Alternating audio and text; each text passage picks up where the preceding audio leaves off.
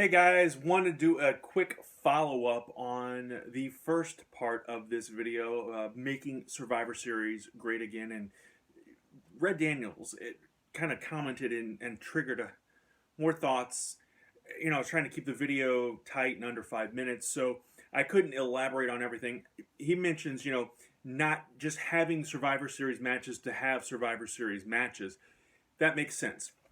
What I feel like should happen is there needs to be some kind of incentive for these teams. And I talked about, if you didn't see the previous video, where you have an NXT team versus an NXT team, men and women's, Raw team men versus Raw team men, a SmackDown men versus SmackDown men, SmackDown women versus SmackDown women. You get what I'm going for here. So you have 6 matches total.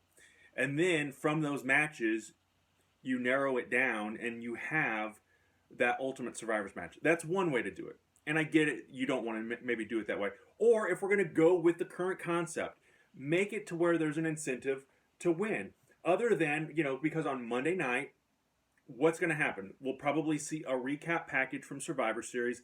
And if it's Raw that is the winning team, so to speak, they'll brag about it for a little bit.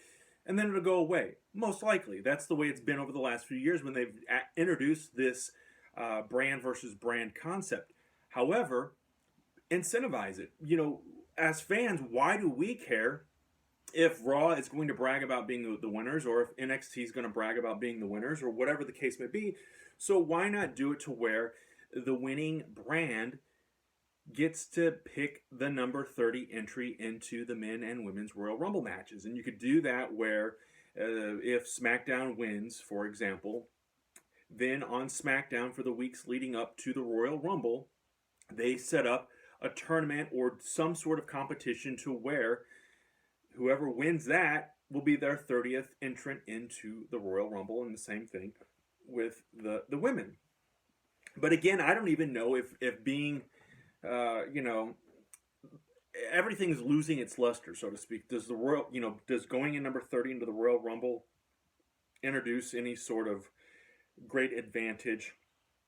Does because now everything, WrestleMania has become an event where you now have 4 or 5 main events. So does that lose its luster of winning the Royal Rumble and going on to the main? It just guarantees you a championship match. I guess saying going on to the main event of WrestleMania has become a passé thing to say. So you win Survivor Series, your brand wins Survivor Series, you set up a tournament to determine who's going to go into the Royal Rumble at number 30. To me, that makes a little bit more of an incentive, and for fans to be like a vested interest in it as well. So again, let me know what you think. Make a comment right here. Again, going to be doing more videos. I've gotten some questions coming in. I'm going to start an Ask My 123 Cents here for the YouTube channel.